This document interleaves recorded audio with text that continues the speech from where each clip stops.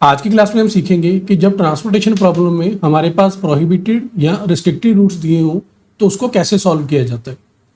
देखिए, मैंने आपको बताया था कि initial basic feasible solution find out करने से पहले हमें हमेशा 3 एडजस्टमेंट्स या कंडीशंस होती हैं जो चेक करनी होती है।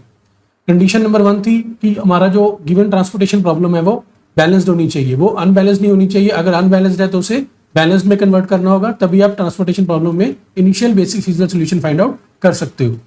सेकंड कंडीशन या एडजस्टमेंट ये थी कि हमारी जो प्रॉब्लम है वो मिनिमाइजेशन की होनी चाहिए, मैक्सिमाइजेशन की नहीं होनी चाहिए। अगर हमारे पास क्वेश्चन में दी गई प्रॉब्लम मैक्सिमाइजेशन की है तो हमें उसे मिनिमाइजेशन में कन्वर्ट करना होगा, उसके बाद ही हम ट्रांसपोर्टेशन प्रॉब्लम अप्रोच लगा सकते हैं। और तीसरी एडजस्टमेंट और कंडीशन जो मैंने आपको बताई थी वो ये थी कि हमारे जो ट्रांसपोर्टेशन प्रॉब्लम है उसमें जो रूट्स हैं वो रिस्ट्रिक्टेड या प्रोहिबिटेड नहीं होने चाहिए। देखिए, पहली 2 एडजस्टमेंट्स हम अपनी प्रीवियस क्लासेस में सीख चुके हैं। आज की क्लास में हम अपनी एडजस्टमेंट नंबर 3 यानी कि प्रोहिबिटेड रूट या रिस्ट्रिक्टेड रूट जो होते हैं ट्रांसपोर्टेशन प्रॉब्लम में, उसको कैसे सॉल्व किया जाता है वो सीखेंगे।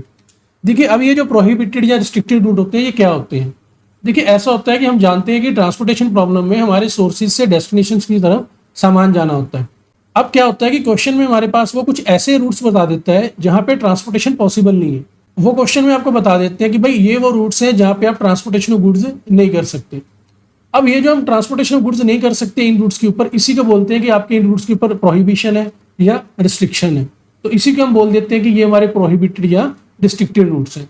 अब ये जो हमारे प्रोहिबिटेड या रिस्ट्रिक्टेड रूट होते हैं, या मैं कहूँ कि हमारे ये जो रूट्स हैं ये क्यों रिस्ट्रिक्ट हो जाते हैं, देखो इसके कई रीजन हो सकते हैं। हो सकता है उस एरिया में फ्लड आ गया हो जहाँ पे आप गुड्स भेजना चाहते हो, जिस डेस्टिनेशन पॉइंट पे आप गुड्स भेजना चाहते हो वहाँ पे फ्लड आया हुआ है।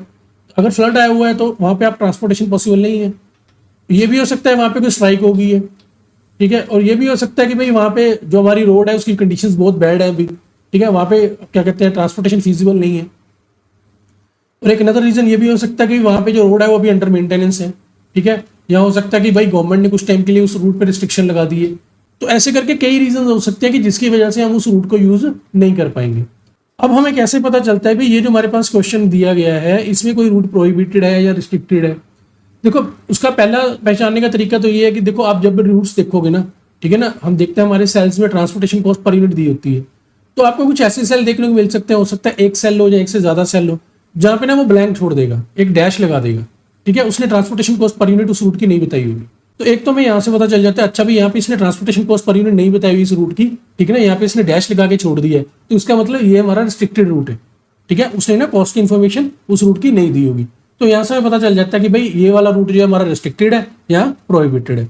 और दूसरा क्या होता है, कई बार क्वेश्चन में वैसा कर देते हैं कि जो रिस्ट्रिक्टेड रूट होते हैं ना उसकी टेबल में तो वो आपको कॉस्ट बता देता है, टेबल में तो वो कॉस्ट आपको बता देता है, यानी कि सेल्स में तो वो कॉस्ट दे देगा, लेकिन वो क्या करेगा क्वेश्चन में एक लाइन लिख देगा, ठीक है। सपोज करो वो क्वेश्चन में लिख देगा, क्या लिख देगा कि भाई जो मेरा सोर्स 2 है ना, ठीक है, सोर्स 2 से डेस्टिनेशन 3 की तरफ सामान नहीं जा सकता। तो जो हमारा सेल होगा, ठीक है ना, जो रिप्रेजेंट कर रहा होगा सोर्स 2 और डेस्टिनेशन 3 वाले रूट को, उसकी वो कॉस्ट तो दे देगा, लेकिन क्वेश्चन की स्टेटमेंट में क्या लिख देगा कि भाई सोर्स 2 से डेस्टिनेशन 3 की तरफ ट्रांसपोर्टेशन पॉसिबल नहीं है। तो इस लाइन से हमें पता चल जाएगा अच्छा भाई ऑल्दो इसने कॉस्ट दी हुई है लेकिन ये रूट हमारा प्रोहिबिटेड है, ठीक है। तो ऐसे करके हम पहचानते हैं क्वेश्चन में कि हमारे कौन से रूट प्रोहिबिटेड है या रिस्ट्रिक्टेड है। अच्छा, अब ये तो हमें पता चल गया भी हम कैसे पहचान करते हैं कि भाई ये हमारा रूट रिस्ट्रिक्टेड है या प्रोहिबिटेड है। अब बात आती है कि सर ये जो रिस्ट्रिक्टेड या प्रोहिबिटेड रूट है ना, अब इसका ट्रीटमेंट क्या करना है। देखो, एक एग्जांपल हमारे पास अवेलेबल है, इस एग्जांपल की हेल्प से मैं आपको समझाता हूँ। अब देखना इस क्वेश्चन में, देखना ये वाला सेल है, यहाँ पे उसने डैश लगा दिया, ठीक है। देखना बाकी सभी सेल्स में तो उसने ट्रांसपोर्टेशन कॉस्ट पर यूनिट बताई हुई है, लेकिन ये वाला सेल एक ऐसा है, या मैं कहूँ कि ये वाला रूट एक ऐसा है जिसमें उसने डैश लगा दिया। अब ये रूट कौन सा है, ये रूट है सोर्स S1 से डेस्टिनेशन D3 की तरफ, यानी कि इस सेल में डैश लगाने का मतलब ये है कि जो मेरा सोर्स S1 है वहां से मैं डेस्टिनेशन 3 की तरफ सामान नहीं भेज सकता, ये वाला रूट जो है वो रिस्ट्रिक्टेड है, ठीक है। अब हमें ये पता चल गया कि ये वाला रूट रिस्ट्रिक्टेड है। अब हम यहाँ पे करेंगे क्या, तो हम क्या करते हैं कि जहां पे भी हमारा जो रिस्ट्रिक्टेड रूट होता है ना, वहां पे हम एक लार्ज कॉस्ट या ह्यूज कॉस्ट हम असाइन कर देते हैं, ठीक है। क्या करते हैं हम उस रूट के ऊपर एक ह्यूज कॉस्ट या a very large cost assign कर देते हैं, ठीक है। अब ये जो हम ह्यूज कॉस्ट या a very large cost assign करते हैं उसको हम रिप्रेजेंट कैसे करते हैं, उसको हम रिप्रेजेंट करते हैं m के साथ, ठीक है। यहाँ पर रिप्रेजेंट कर सकते हो विद साइन इन्फिनिटी, ठीक है। चाहे आप m असाइन कर दो वहां पे, चाहे आप इन्फिनिटी असाइन कर दो। अब ये जो m और इन्फिनिटी है ये क्या रिप्रेजेंट कर रहे हैं, ये रिप्रेजेंट कर रहे हैं अ वेरी लार्ज कॉस्ट या कहूँ अ वेरी ह्यूज कॉस्ट। ठीक है, अब हम जानते हैं कि हमारी ट्रांसपोर्टेशन कॉस्ट में जो हमारी ह्यूज कॉस्ट होगी, ठीक है, या जो हमारी लार्ज कॉस्ट होगी, वो कभी भी हमारे ऑप्टिमल सोल्यूशन का पार्ट नहीं बनेगी। क्यों? क्योंकि भाई ट्रांसपोर्टेशन अप्रोच तो आपको मिनिमम से मिनिमम कॉस्ट सेलेक्ट करवाती है, क्योंकि उसका जो कॉन्सेप्ट है वो मिनिमाइजेशन के ऊपर बेस्ड है। तो जब हम एक वेरी लार्ज कॉस्ट असाइन कर देंगे तो वो तो कभी भी हमारे ऑप्टिमल सोल्यूशन का पार्ट नहीं बनेगी।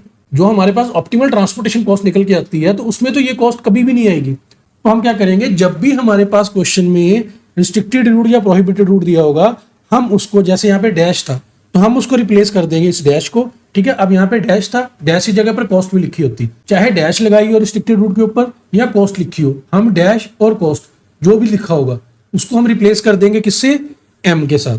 आप एम लगा दो या इन्फिनिटी लगा दो। ठीक है, अब जैसे ही हमने एम और इन्फिनिटी लगा दिया उसके बाद हमारा ये जो क्वेश्चन है ये नॉर्मल क्वेश्चन हो जाता है। ठीक है, हमारा ये नॉर्मल क्वेश्चन हो जाता है। अब जिस सेल में हमने ये एम इंट्रोड्यूस करा है, ठीक है, अब ये तो वेरी लार्ज कॉस्ट है, ठीक है, ये तो हमारे ऑप्टिमल सोल्यूशन में आएगी नहीं, तो हमने इस सेल को ऐसे कंसीडर करना है जैसे ये सेल टेबल में एग्जिस्ट ही नहीं करता। ना तो कभी हम इस रूट पे एलोकेशन करने वाले हैं, ठीक है ना, ये रूट हमारा हम यूज ही नहीं करेंगे, इसको तो हम ऐसे ही ले लेंगे कि जैसे ये टेबल में एग्जिस्ट ही नहीं करता। ठीक है, और बाकी क्वेश्चन अब अपना नॉर्मल करते रहो। तो बस इतनी सी एडजस्टमेंट होती है जो हमें प्रोहिबिटेड रूट या रिस्ट्रिक्टेड रूट के रिगार्डिंग करनी होती है।